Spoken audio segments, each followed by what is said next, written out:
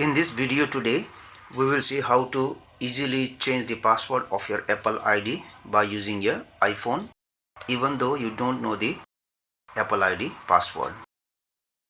Now for that one, we will go to settings. Then we will tap on the name at the top here. We will go to password and security. Then you have the option here, change password, select it.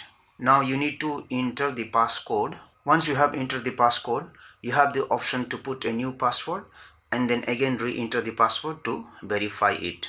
So even though if you don't know the password of your Apple ID, you can still change it.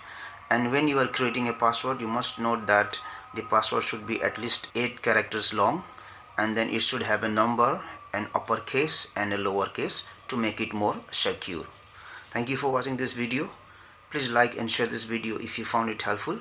Also click on the subscribe button and hit on the bell icon to get the notification of our latest videos for free.